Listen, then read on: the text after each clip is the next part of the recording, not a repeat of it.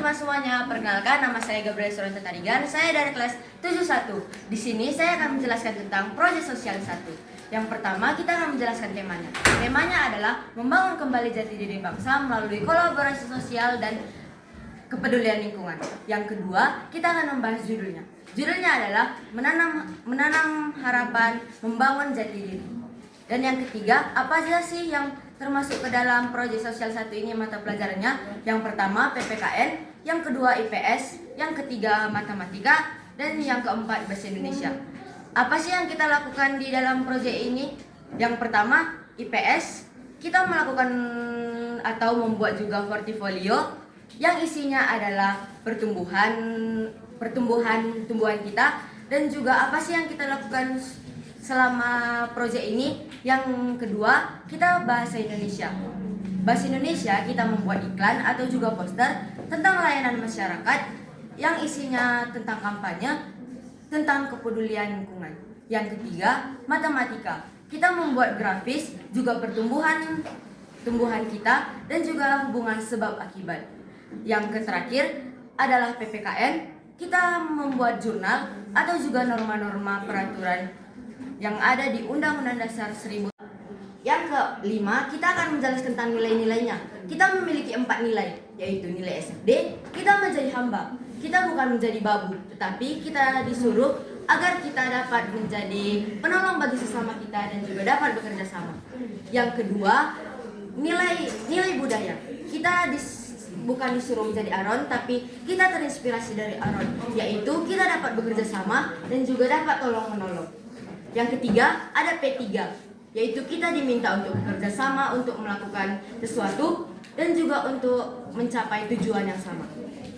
Dan yang terakhir, kita mendapatkan yaitu DPL, dimensi profil lulusan, yaitu berkolaborasi.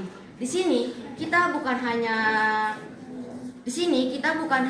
memberikan kesempatan kita untuk hanya berkontribusi dalam, karena seperti yang dikatakan communication is key. Tapi juga kalau kita membuat kesalahan, jangan kita menggunakan communication itu sebagai perusak, seperti communication is distraction.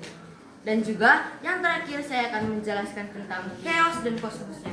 Apa sih itu chaos? Chaos adalah sesuatu yang bermasalah atau juga permasalahannya. Yang kedua, apa sih itu kosmos? Kosmos adalah solusi atau juga tindakan kita untuk mengembalikannya ke tempat yang semula. Yang pertama, chaos kita adalah krisis identitas. Seperti yang kita lihat, sekarang banyak anak muda sekarang yang sudah menggunakan HP, padahal zaman dulu kita masih menggunakan buku untuk mencari pelajaran, tetapi sekarang kita hanya menggunakan AI. Jadi sekarang kita harus menggunakan atau juga mengingat masa lalu kita. Yang kedua tentang degradasi, membakar sampah tanpa seizin. Di situ kita melihat bahwa lingkungan kita rusak dan juga pepohonan juga rusak. Jadi di sini kita diminta untuk dapat berkolaborasi agar kita dapat menanam dan juga membantu penghijauan agar lingkungan kita menjadi asri dan hijau kembali. Dan yang terakhir adalah ketimpangan sosial dan budaya. Apa sih itu ketimpangan sosial dan budaya? Contohnya, ada masyarakat yang ekonominya di atas, ada masyarakat yang ekonominya di bawah. Jadinya kita akan membuat poster ataupun sesuatu yang memberitahu kita. Kali ini saya tutup di sini karena di sana ia sudah bahagia dengan orang lain.